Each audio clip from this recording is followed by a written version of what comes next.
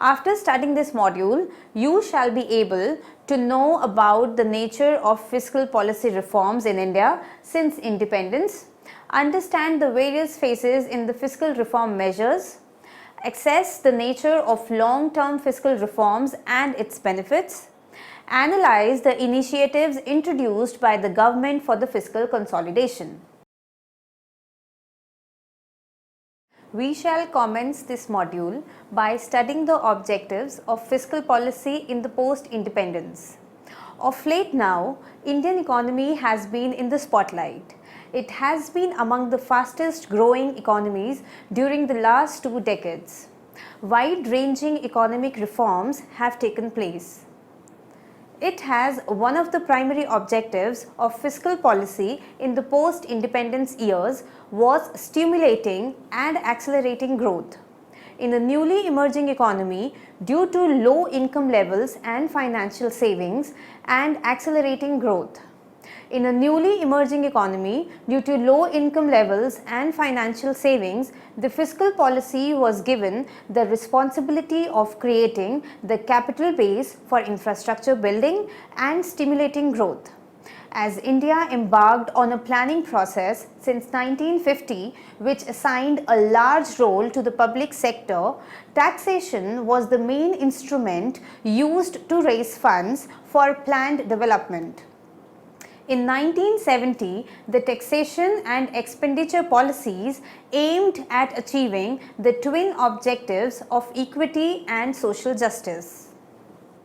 However, a regime of high marginal tax rates did not yield the necessary revenue to support the required public expenditure. The government action of administered pricing also did not yield desired results. So, by 1980s, the public finance was in the state of disarray. It seems that the fiscal pattern was destabilizing the relationship between the economy and the budget, thereby resulting in persistently increasing huge deficits. The decade of 1980s was considered as a decade of fiscal deterioration, also raising the pertinent question of sustainability of fiscal stance of the government. The fiscal issues of 1980s also had an impact on the external sector, resulting in the macroeconomic crisis of 1991. The economy was facing a large size monetized deficit which was exerting immense inflationary pressures. Also, a persistent and burgeoning revenue deficit increased debt burden and reduced the availability of resources for the capital investment. The structural adjustment program and the consequent economic reforms gave a fresh dimension to the fiscal policy, which focused not on the various instruments and issues of debt, but also on the overall fiscal sustainability in the long run. Although the first half of 1990s witnessed some fiscal correlation, its retraction during the second half of the decade underlined the need for a consistent and sustainable fiscal consolidation process. Let us have a brief look into the economic conditions at the time of reform. In the post-independence years, with the gradual abatement of political and economic uncertainty, stimulating and accelerating the growth was one of the primary objectives of the fiscal policy. Thus, India embarked on a planning process since 1950 which assigned a large role to the public sector, and taxation was made the mainstay of the public finances. Fiscal policy focused on achieving greater equity and social justice during the 1970s, and both taxation and expenditure policies were employed toward fulfilling the objectives. High marginal tax rates did not yield the necessary revenue to support the envisaged public expenditure. The growth in receipts thus lagged behind the surge in disbursements despite the substantial amount of resources mobilized through the additional taxation and hike in the administered prices. High marginal tax rates did not yield the necessary revenue to support the envisaged public expenditure. The growth in receipts thus lagged behind the surge in disbursements despite the substantial amount of resources mobilized through additional taxation and hike in the administered prices. The fiscal imbalance of 1980s spilled over to the external sector, resulting in the macroeconomic crisis of 1991. Another disquieting feature of the fiscal system was the large size of monetized deficit, which exerted inflationary pressures. The persistent and burgeoning revenue deficit, which became endemic in the system, pre-exempted the borrowed resources, reducing the availability of resources for the capital investment. Although the first half of 1990s witnessed some fiscal correlation, its retraction during the second half of the decade underlined the need for a consistent and sustainable fiscal consolidation process. The government therefore formulated and enacted the Fiscal Responsibility legislation, which signaled a new dawn in the fiscal consolidation. Phases in the fiscal reforms. Phase 1, from 1947 to 1968. The fiscal policy in the post-independence era focused on the taxation policy to achieve various economic objectives. To promote employment, tax incentives and tax holidays were granted to new investment ventures. Inequality was aimed to be reduced through progressive taxes on income and wealth. Emphasis was given to increasing import duties to reduce the pressures on balance of payment, and tax rebate in excise duties on consumption goods were introduced to stabilize the prices. As initially there was a narrow tax base, the tax policy had to rely mainly on the indirect taxes. Phase 2, from 1969 to 1980. In the second phase, fiscal policy was used as a means to reduce income inequality along with promoting economic growth. The main instrument to achieve this objective was taxation. So, the government raised the income tax rates by substantially high levels during the 1970s. The marginal rate of taxation was moved up to 97% and together with the incidence of wealth tax crossed 100%. Wealth tax, estate duty and gift tax were also imposed. Indirect taxes were increased on the goods considered luxurious or inessential. These initiatives were taken to meet the government objective of alleviating poverty and bring about the social justice. Phase 3, from 1981 to 1990.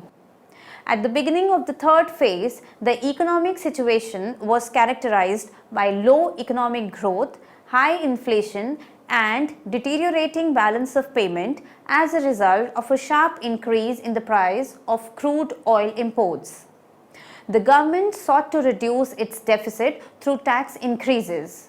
New tax saving instruments were introduced to enable the financing of the large plan expenditure.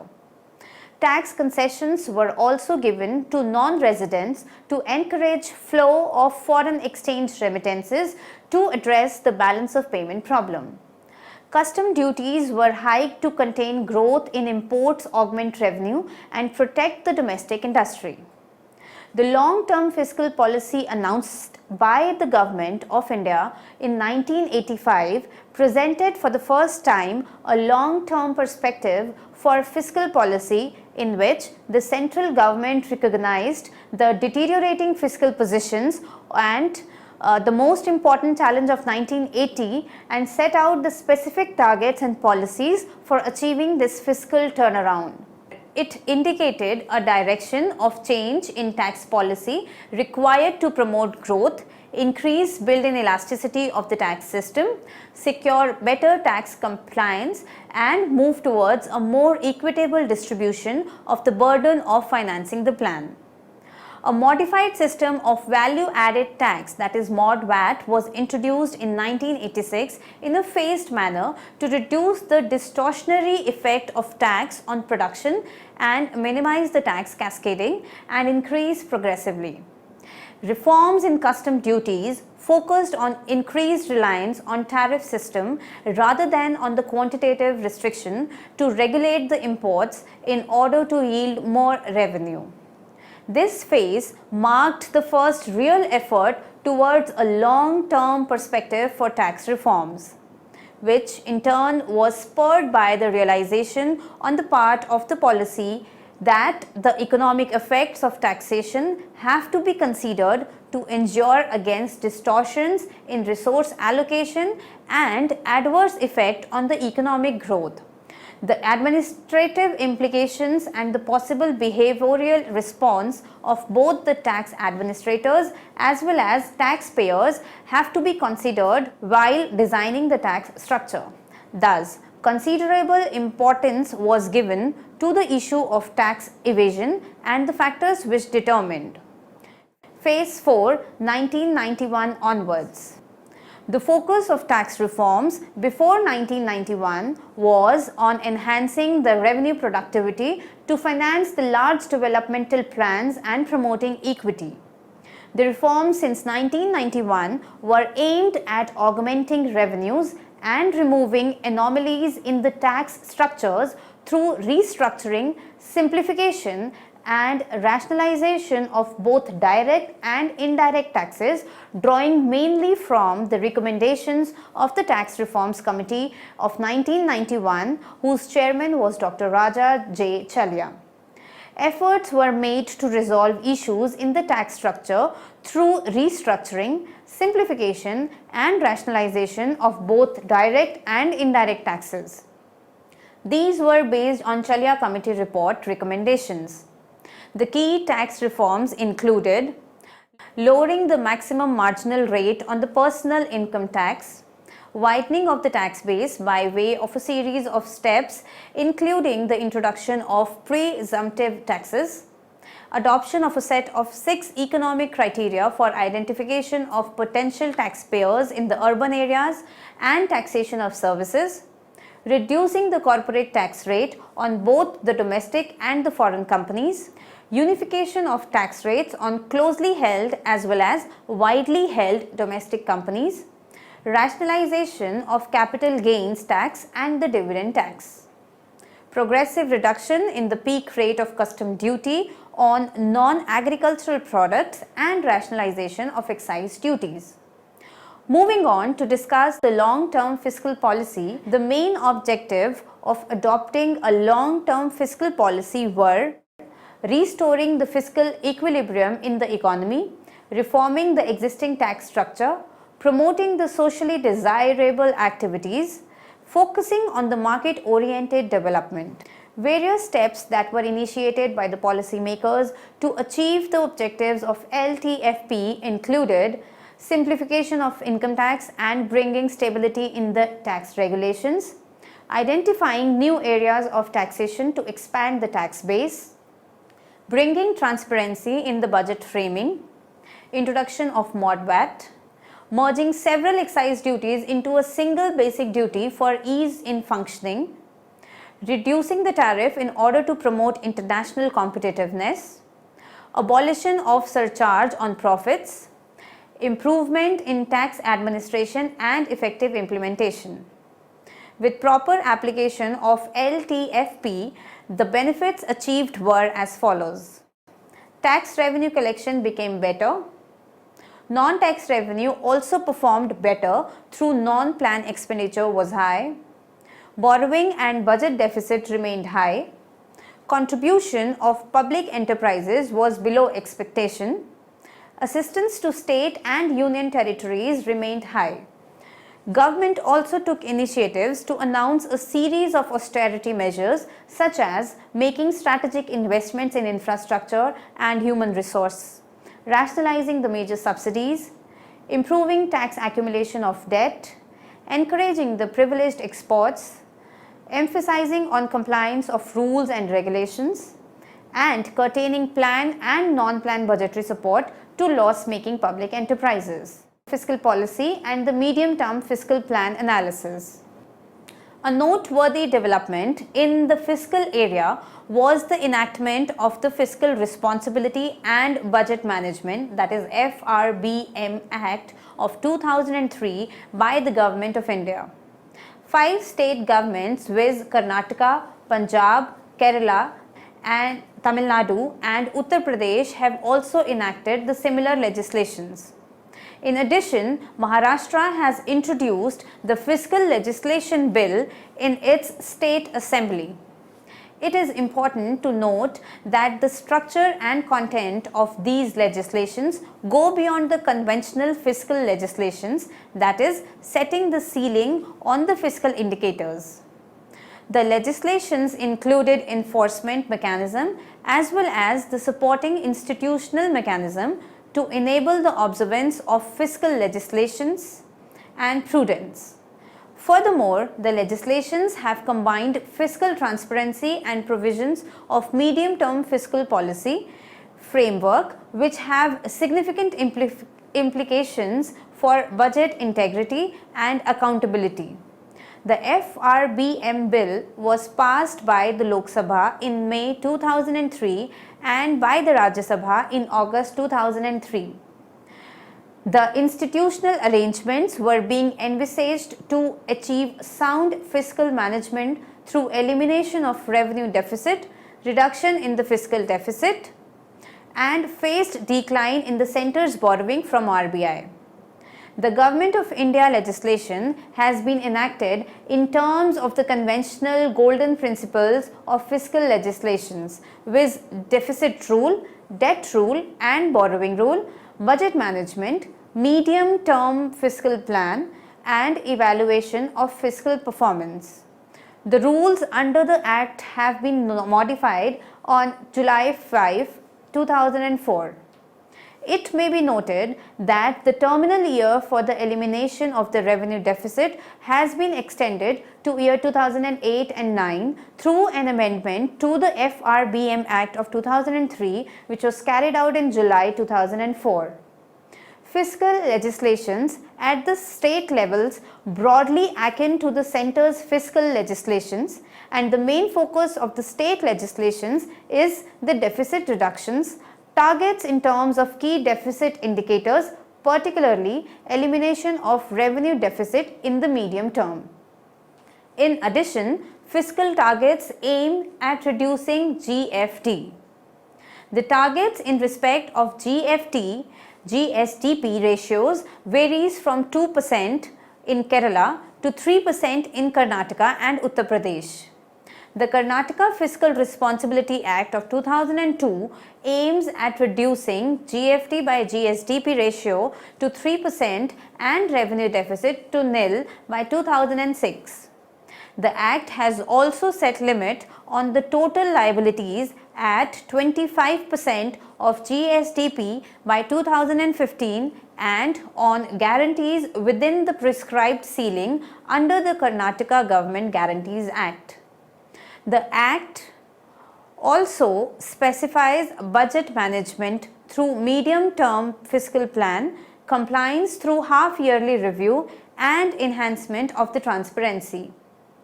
The Kerala Fiscal Responsibility, that is KFR Act of 2003 has set the GFT target of 2% of GSDP and nil revenue deficit by 2007. Since the Kerala ceiling on the Government Guarantees Act provides for an upper limit on outstanding guarantees at Rs 14,000 crores, no separate provision on guarantees has been made in the KFR Act. The KFR Act also provides for setting up of the Public Expenditure Review Committee, which would submit a review report explaining inter alia the reasons for deviation from the fiscal target during the previous years.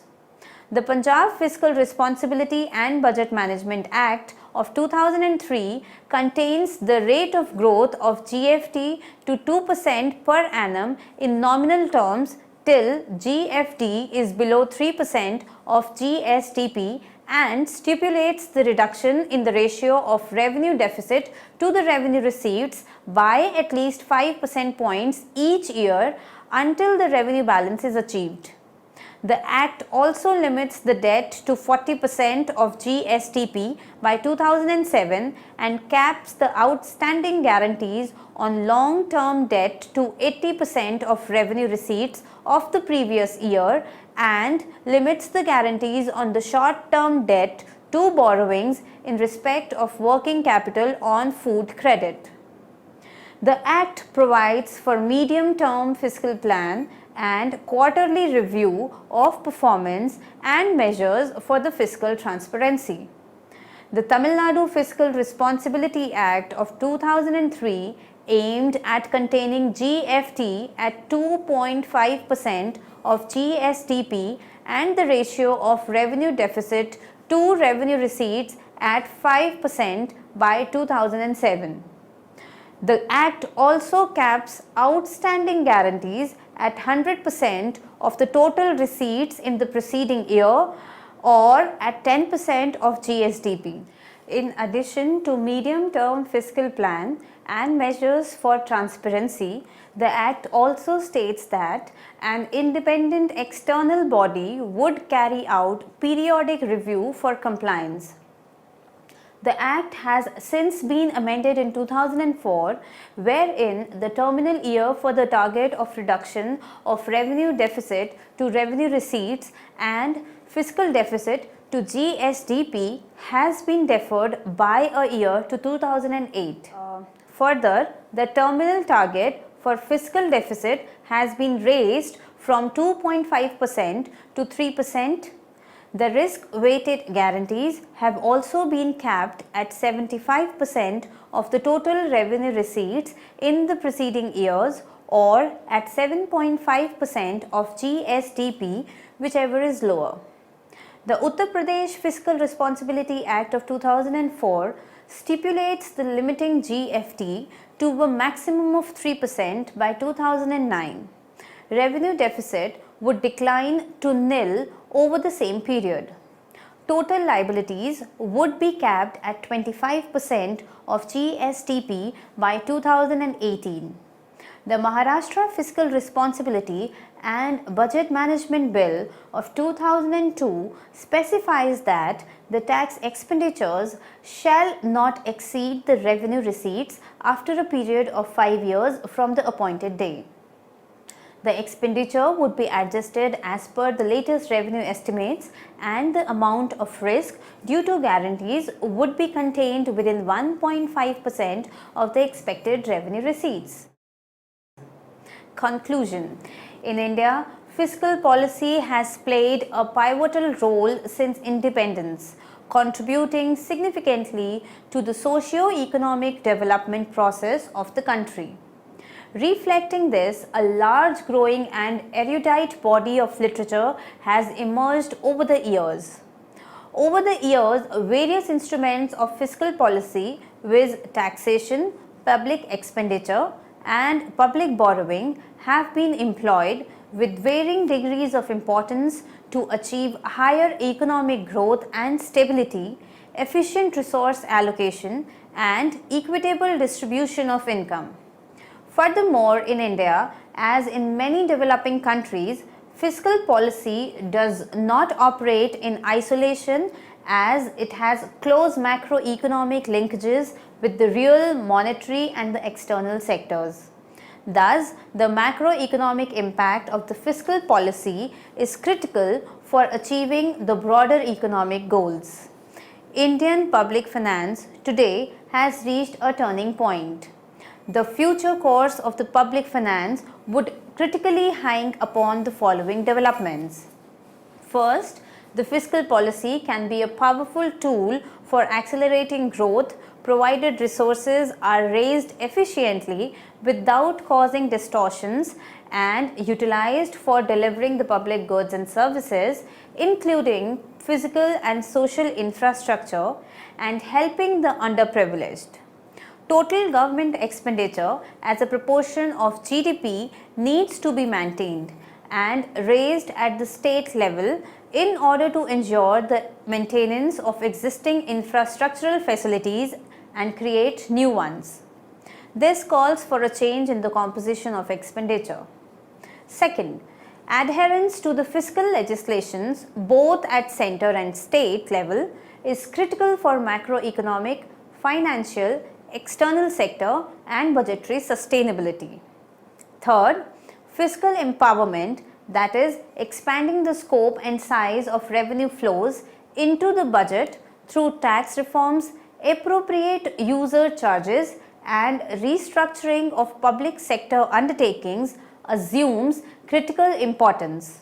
Fourth, as the Indian economy becomes more open and integrated with the rest of the world, fiscal policy would have to face greater challenges. Fifth, the approach to fiscal federalism, both in terms of addressing the vertical and horizontal imbalances, would have to focus on institutional reforms which align needs with the revenue capacities. Sixth, the changing demographic profile would make designing an appropriate fiscal policy more complex.